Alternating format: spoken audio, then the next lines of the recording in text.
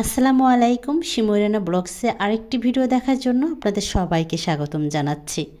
কাছের এবং দূরে যে যেখান থেকে আপনারা আমার ভিডিওটি দেখছেন, আশা করি ভালো আছেন এবং সুস্থ আছেন।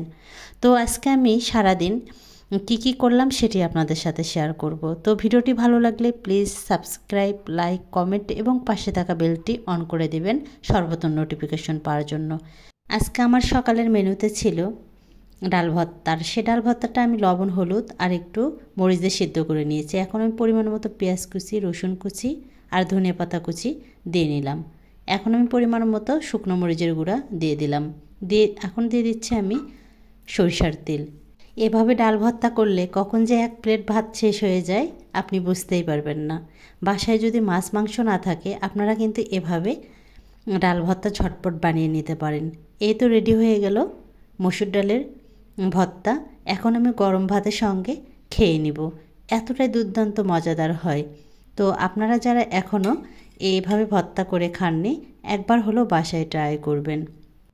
আর ভালো লাগলে অবশ্যই কিন্তু আপনারা কমেন্টের মাধ্যমে জানিয়ে দেবেন। এই তো এখন আমি ডাল ভর্তা নিয়ে নিচ্ছি। সঙ্গে আছে ডিম পোচ, লেবু, বোম্বাই মরিচ। খুব মজার খাবার, আমার তো খুব পছন্দের খাবার। আপনারা কে কে এভাবে খেয়েছেন সেটাও কিন্তু জানিয়ে দেবেন।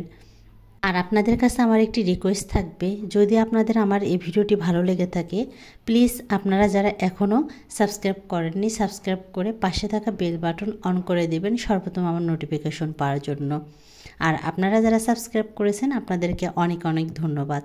আপনাদের সাপোর্ট এবং আপনাদের ভালোবাসা ছাড়া আমার একার পক্ষে এগিয়ে যাওয়া কোনোভাবেই সম্ভব না। তো আপনারা সবাই আমাকে বেশি বেশি সাপোর্ট করবেন, আমি যাতে আপনাদেরকে ভালো ভালো ভিডিও উপহার দিতে পারি।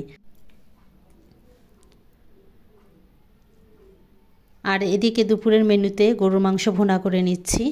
ফুল ভিডিও দেখাতে গেলে ভিডিওটাও লং হয়ে যাবে, এজন্য আমি ফুল ভিডিওটা দেখাইনি, শুধু একটু রান্নার ভিডিও দেখালাম। আর এদিকে আমি গরুর মাংস দিয়ে পোলাও রান্না করতেছি, ঝাল পোলাও।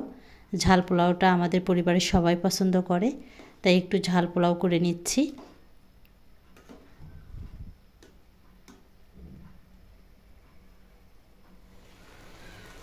এখন আমি উপর দিয়ে একটু বেরেস্তা দিয়ে নিয়ে আবারও ঢেকে দেবো কয়েক মিনিটের জন্য। রান্নাটাও প্রায় ডান।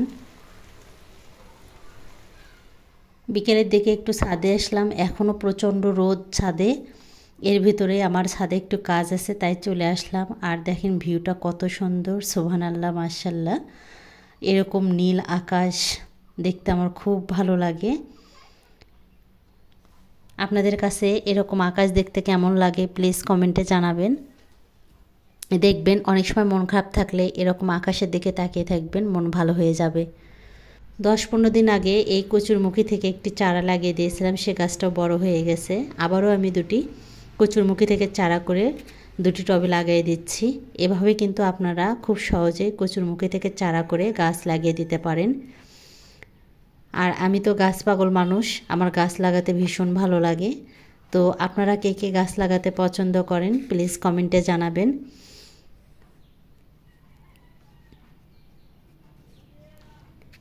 নিজে গাছ লেগে সেখান থেকে যদি ফলমূল শাকসবজি খাওয়া যায়, এর মতো তৃপ্তি আর কোথাও নাই। আমার কাছে তো ভীষণ ভালো লাগে। চাল ধোয়া পানি আমি কখনো ফেলে দিই না, কোনো না কোনো গাছে আমি এভাবে চাল ধোয়া পানি গাছে দিয়ে দিই। প্রচুর পরিমাণে পটাশিয়াম আছে চাল ধোয়া পানিতে। চাল ধোয়া পানি গাছে দিলে গাছের গ্রোথ খুব ভালো হয়।